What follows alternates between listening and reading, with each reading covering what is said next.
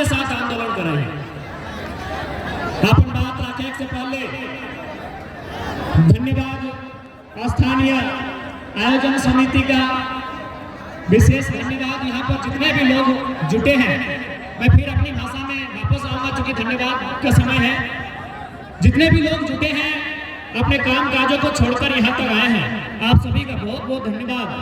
मैं धन्यवाद देना चाहूंगा लोकतंत्र का चौथा स्तंभ, press media, print media, digital media, electronic media, तमाम मीडिया बंधुओं को मैं धन्यवाद दूंगा जिनके माध्यम से आज हम लोग का आंदोलन गांव-गांव, घर-घर, टोले मोहल्ले तक प्रवेश किया है और आज झारखंड में बदलाव के लिए तैयार है।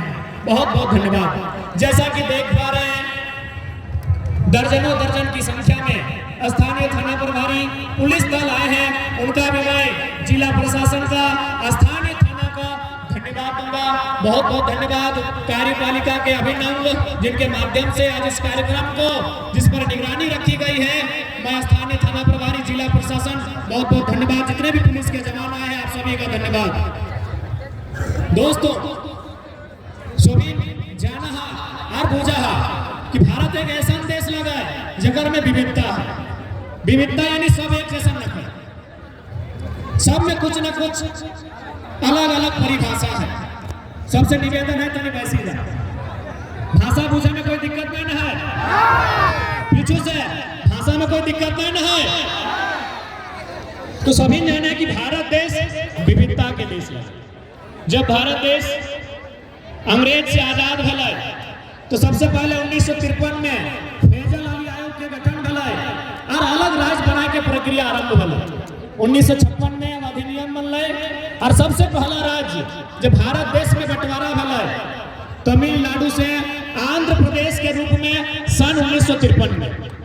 आधार की है भाषा, तमिलनाडु खातिर तमिल, आंध्र प्रदेश खातिर तेलुगु।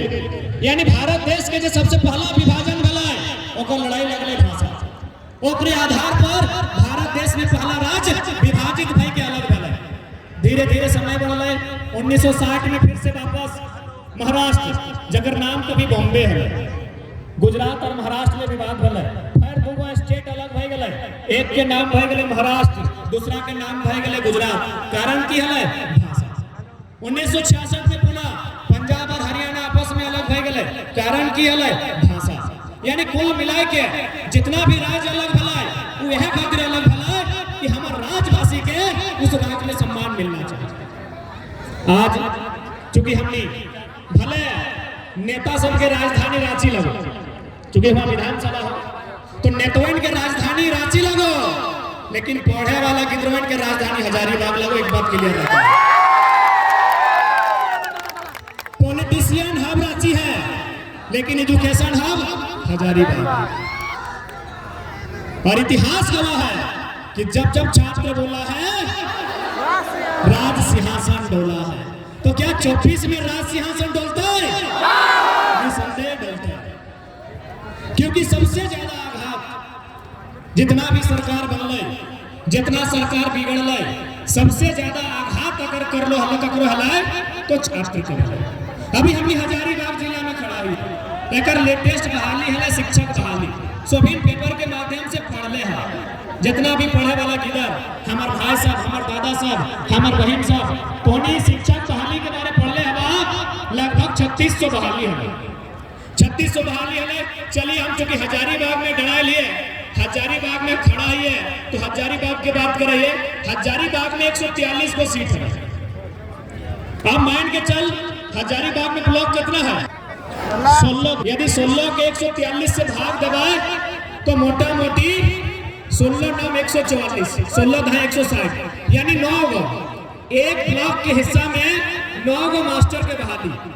यानी हजारीबाग सदर ब्लॉक लगे, बगल में केरेडाड़ी है, कटकम चंडी है, बगल किशुनगढ़ है, चुरचू है, डाड़ी है।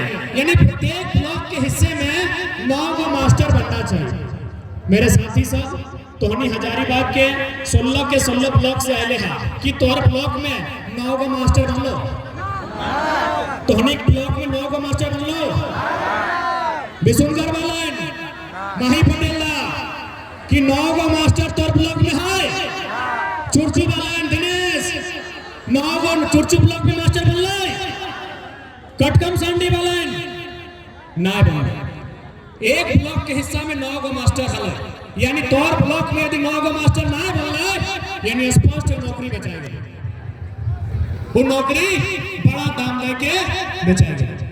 आज कितना दुख के बात है हमनी राज अलग भले 2000 में हमनी से 14 साल लगभग 14 साल बाद आंध्र प्रदेश से कट के तेलंगाना बना क्योंकि तेलंगाना के भाषा भी तेलुगु है और आंध्र प्रदेश की भी भाषा तेलुगु है। वो भाषा के आधार पे नहीं वो अपन प्रशासनिक व्यवस्था पिछड़ापन या फिर अन्य आधार पर उस राज्य के गठन भई है।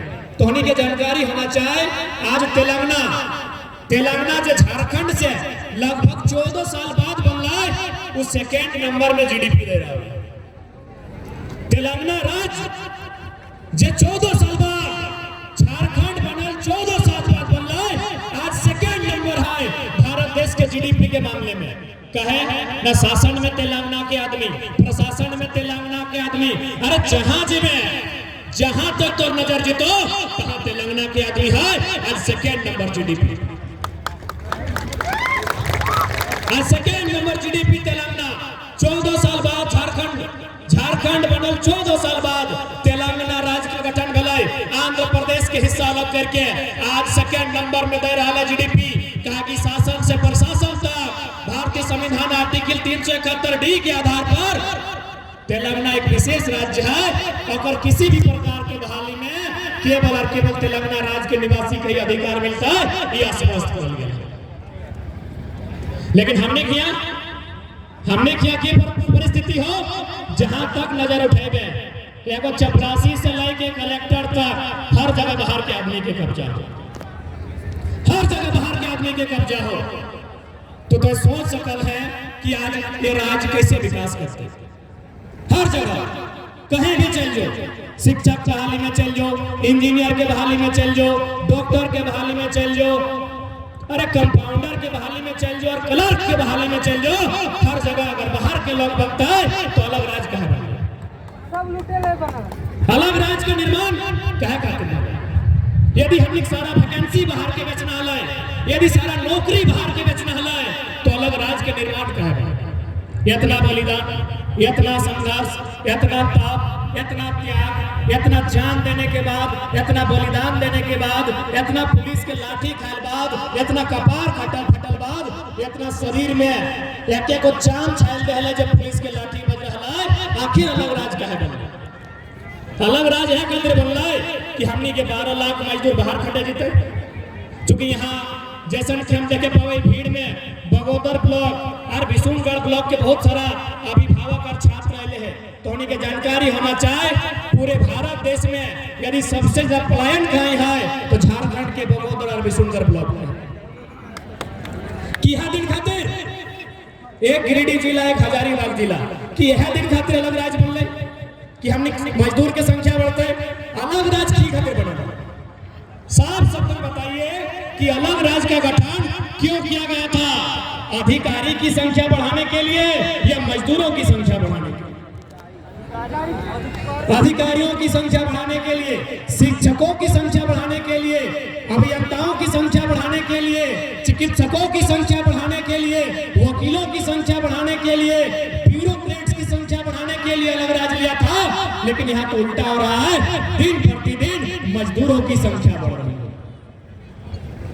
इसलिए आज जितने भी नौजवान अभिभावक माताएं बहनें महिलाएं इस मंच तक इस बदलाव संकल्प सभा तक ऐतिहासिक मैदान गांधी मैदान तक आई है आज उन्हें संकल्प लेकर जाना होगा कि इस राष्ट्र में अगर बदलाव लाना है तो 24 हमारे लिए निर्णायक होगा 24 हमारे लिए महत्वपूर्ण साल है। क्योंकि मैं फिर कुछ चंद मिनटों के लिए हिंदी में संबोधन करूंगा इसलिए क्योंकि मुझे लगता है बड़ी बड़ी इमारतों में अन्य राज्यों के लोग भी भारी संख्या में रहते हैं और चूंकि उन्हें ऐसा मीडिया के माध्यम से या फिर बहुत सारे ऐसे लोग हैं जिनके माध्यम से बात जाती है और उन्हें समझ में शायद नहीं आती है और ये उन्हें लगता है कि ये बाहरी भीतरी की लड़ाई है। बिल्कुल नहीं, ये बिल्कुल बाहरी भीतरी की लड़ाई नहीं है। ये एक शोषण की लड़ाई है, जो हमारे ऊपर अत्याचार हो रहा है उसकी लड़ाई है। यहाँ बड़ी बड़ी इमारतों में जितने भी यूपी बिहार से लोग आए हैं, मैं सीधा उन्हीं से संवाद करना चाहूंगा। और खैर की बात है, भले वो यहाँ तक नहीं आए हैं, लेकिन जोहार हजारीबाग, दैनिक खबर, 22 स्कोप और जो भी पांडे दीदी, इनके माध्यम से घर में बैठकर सुन ही लेंगे। चूंकि सामने अगर सियासी प्राप्त है, जितेंद्र को बोकारो वाले सुनेंगे। चूंकि हजारीबाग में यूपी बिहार की इमारतों की संख्या ज्यादा है, और चूंकि अगर सीएसएफ खड़ी होती है तो हम सीएसएफ पे आधा घंटा बोलते हैं, अगर जिला पुलिस खड़ी होती तो हम जिला पुलिस से बात करते हैं। आज हम यूपी बिहार पे ही बात करेंगे, क्योंकि हम विवाद नहीं चाहते। हम अपना विचारधारा को स्पष्ट करना चाहते हैं कि हमारी लड़ाई यूपी बिहार के खिलाफ नहीं है, हमारी लड़ाई बाहरी भीतरी की लड़ाई नहीं है, हमारी लड़ाई है हमारे अधिकार की लड़ाई। आज जितने भी लोग मीडिया के माध्यम से सुनते हैं कि भारत एक संवैधानिक देश है, कोई कहीं जाके रह सकता है, बच सकता है, अरे अच्छी बात है, लेकिन ये केवल झारखंड में है क्यों? आज जितने भी यूपी बिहार के लोग, क्योंकि उनकी संख्या ज्यादा है और ब्यूरोक्रेट्स में उनकी संख्या ज्यादा है, उनका दबदबा है, इसलिए साफ कहते हैं। आपके लोग बंगाल में भी है, हमें एक भी आंदोलन दिखाइए बंगाल की गलियों में जो अपनी भाषा और अपने अधिकार की बात किया है। आपके लोग महाराष्ट्र में हैं और 1000 में नहीं लाख में है, तो अपने महाराष्ट्र में आंदोलन किया है। आपके लोग तेलंगाना में हैं, आपके नहीं, हमारे लोग झारखंड के लोग भी हैं, तेलंगाना में है, तमिलनाडु में है, केरल में है, गुजरात में है, कर्नाटक में है, महाराष्ट्र में है, चंडीगढ़ में है, दिल्ली में है, आंध्र प्रदेश में है, सभी राज्यों में है। बताइए, मैं आज लोकतंत्र के चौथे स्तंभ, क्योंकि ये लड़ाई बाहरी भीतरी की नहीं है, ये लड़ाई विभाजन की नहीं है, ये लड़ाई मानवता की है, ये लड़ाई रोटी के अधिकार की है। मेरे जितने भी यूपी बिहार के भाइयों जिनको ये लगता है, बताइए बाकी राज्यों में आपका क्या स्टैंड है, बाकी राज्यों में आपका क्या अधिकार है? अरे उतना छोड़िए, हजारीबाग के सांसद और सांसद के बाप भी बिहार के हैं, बिहार के ही है ना। हाल फिलहाल बागा गांव गए थे और जयंत सिन्हा बगल में बेटा खड़ा था, जयंत सिन्हा जी के बगल में उनका बेटा खड़ा था, और क्या बोला पता है? इस पुल का निर्माण हम नहीं कर पाए, मेरा बेटा करेगा। बप्पो सांसद, जयंतो सांसद और बेटुआ अब सांसद की तैयारी में। रिपीट करूंगा, मेरे जितने यूपी बिहार के भाई जो आज यहाँ डोमिनेट कर रहे हैं, जो आज शासन से प्रशासन में यहाँ अपना प्रभुत्व बना के रखे हैं, अपना वर्चस्व बना के रखे हैं, आपके लोग महाराष्ट्र में भी है, एक मुखिया नहीं है आपका वहाँ, एक वार्ड पार्षद नहीं है आपका वहाँ, ये झारखंड है। एक तो उल्टा आपको झोली भर के रहने दिए, ठिकाना दिए, और आज हम भी यहाँ दिखा के बात करते हैं कि भारत में कोई कहीं है। तो बताइए महाराष्ट्र में आपका कितना विधायक है? बताइए पश्चिम बंगाल में आपका कितना एमपी है? पश्चिम बंगाल में आपका कितना एमपी है? बताइए। दिल्ली का बात मत कीजिए, दिल्ली राज्य नहीं है, दिल्ली राज्य नहीं है, दिल्ली की बात नहीं करेंगे। तमिलनाडु में आपका कितना विधायक है? तेलंगाना में आपका कितना विधायक है? झारखंड में गिना देते हैं, जयंत सिन्हा विधायक का एमपी गिना रहे हैं, जयंत सिन्हा, संजय सेठ, सुनील सिंह, पीडी राम, पीएन सिंह, निशिकांत दुबे, कितना गिनाएंगे, कितना गिनाएंगे? तो इसलिए हम स्वीकार करते हैं, मैं खासकर मैं बिहार के तमाम जो भी लोग जिस पद पर हैं, मैं आपको बड़ा भाई मानता हूं। संवैधानिक दृष्टिकोण से आप हमारे बड़े भाई हैं, क्योंकि इसी भारत के संविधान के तहत हम लोग आपसे अलग राज लिए हैं। और ये मेरा संदेश, क्योंकि लोग बिहारी झारखंडी कहते हैं, मैं लोकतंत्र के चौथे स्तंभ के माध्यम से, क्योंकि याद रखिएगा झारखंड के बाद इससे बड़े बड़े दबंग नेता आएंगे। इस छोटी सी आयु में इतने सरल तरीकों से बात रखने वाला बेटा बहुत कम आएगा। मैं तमाम बिहार के भाइयों तक ये संदेश दूंगा, हम मानते हैं आप हमारा बड़ा भाई हैं।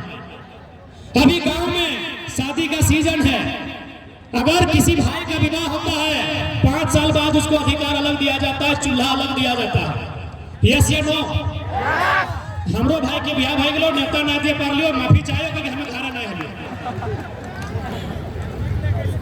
अगर भाई का चूंकि शादी का दिन है, भाई को शादी दिया, 2 महीना 6 महीना बाद चूल्हा अलग मिल गया, कुछ साल बाद उसको खेत अलग मिला, मिला कि नहीं मिला?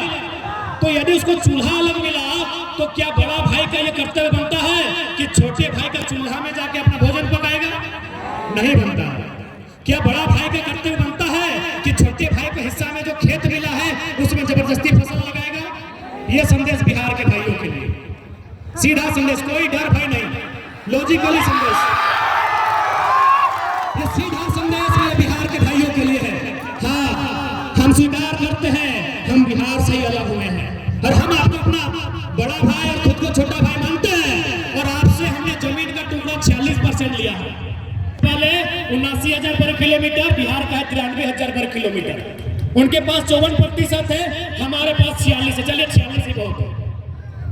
तमाम बिहार के भाइयों, हमने आपसे ही अलग राज्य, आपका छोटा भाई है, हम अलग चूल्हा ले लिए, हम अपना अलग खेत बना लिए, अरे हम अपनी पत्नी भी बिहार के अलग ले आए। कि हमारी पत्नी आपकी होगी? कि हमारा खेत आपका होगा? कि हमारा चूल्हा आपका होगा?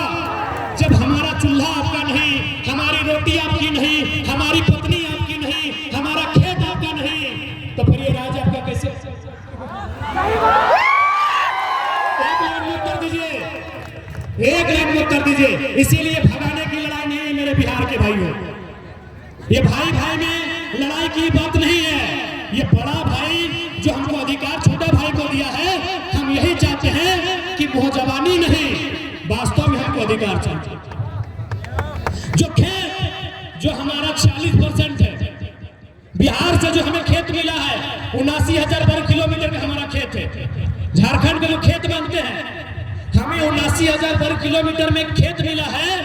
हम उस खेत में जोतने का, कोड़ने का, काटने का और उस फसल को खाने का अधिकार मांगते हैं, इससे ज्यादा कुछ नहीं मांगते हैं।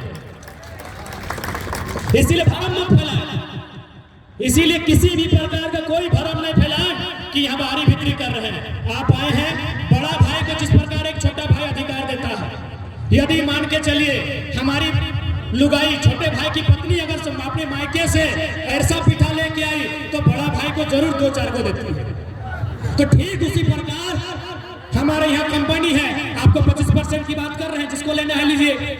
हमारे यहाँ जो सरकार की नौकरियां हैं, हम 10% खुला रख रहे हैं, जिसको लेना है लीजिए। बिहारी को लेना है, बंगाली को लेना है लीजिए।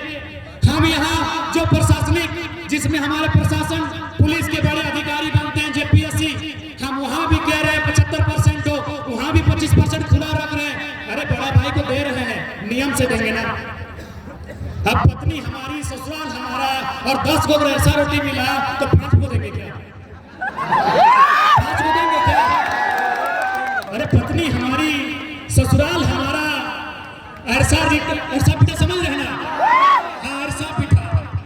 यदि हमारे ससुराल से हमको 10 को ऐसा पिठा भेजा गया कि जमा दमाद को दीजिए, तो 5-5 को नहीं ना बंटवारा होगा। बड़ा भाई को 1 को देंगे, 1.5 को देंगे, हार्डली 2 को देंगे कि नहीं? तो उसी प्रकार ये दिग्भ्रमित ना करें, बिहार हमारा बड़ा भाई है, हम बिहार में नजर नहीं गड़ाते हैं। अच्छा, हम आज पुनः हम रिपीट करेंगे। आज हजारीबाग की बड़ी बड़ी इमारतें, जिसमें मुझे लगता है 90% बिहार, यूपी और अन्य राज्यों का बिल्डिंग है। हमको पटना में और लखनऊ में एक बिल्डिंग दिखाई है जो झारखंडी का। हमको बिहार की राजधानी पटना, यूपी का लखनऊ है ना रे, 1.5 साल से किताब नहीं खोले हैं।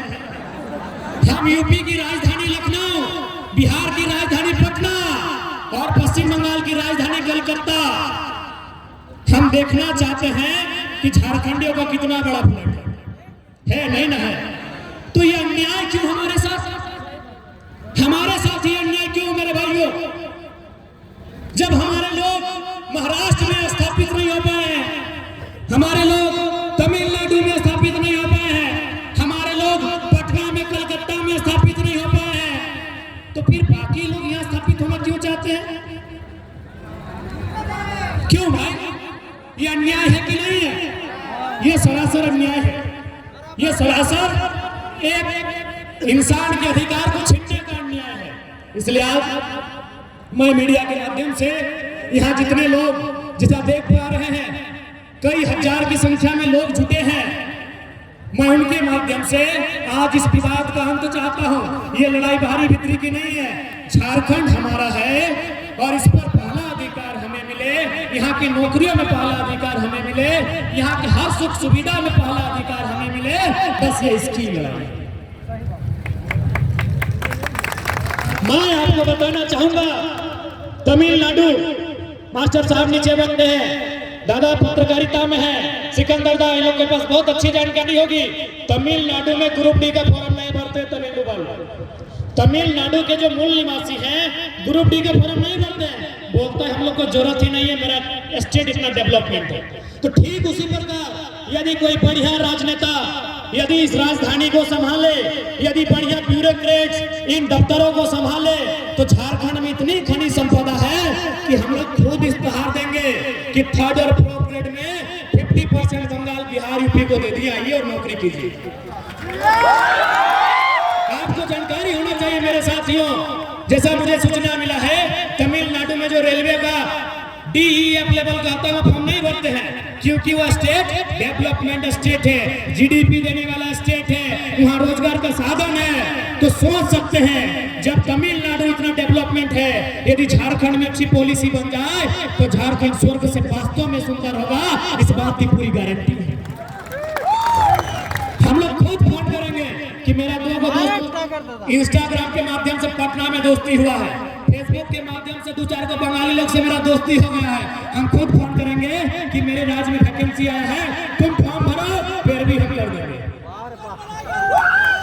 लेकिन एक अच्छा लीडर नहीं मिलने के कारण, एक बेहतर पॉलिटिशियन नहीं मिलने के कारण, एक बेहतर पॉलिसी नहीं बनने के कारण आज हमारे राज्य की दुर्दशा है कि 40% खनिज देने वाला राज्य, 40% मेरे साथियों, 40% खनिज देने वाला राज्य आज भारत देश का निम्नतम राज्य बन गया है। शिक्षा की बात करें, रोजगार की बात करें, पलायन की बात करें, विस्थापन की बात करें, कुपोषण की बात करें, गरीबी की बात करें, हर तरह से ये सबसे निम्न पायदान पर खड़ा है, ऐसा राज्य बन गया है। इसलिए आज बहुत सारे लोग कहते होंगे हमें कोई लीडर बनने का हम लोग का उद्देश्य नहीं था, लेकिन अब एक बात बताइए, भारत एक लोकतांत्रिक देश है, जो भला राज्य के सर्वोच्च मंदिर विधानसभा से हो सकता है, माफ कीजिएगा यहाँ जितने लोग आए हैं सबकी किसी न किसी धर्म पे आस्था है, हम ठेस नहीं पहुंचाएंगे, लेकिन आप भी जानते हैं हम लाख इबादत पूजा पाठ कर लें, जो नीति नियम कानून से भला होगा वो कहीं से नहीं होगा। मेरे साथियों इस बात को याद रखिएगा।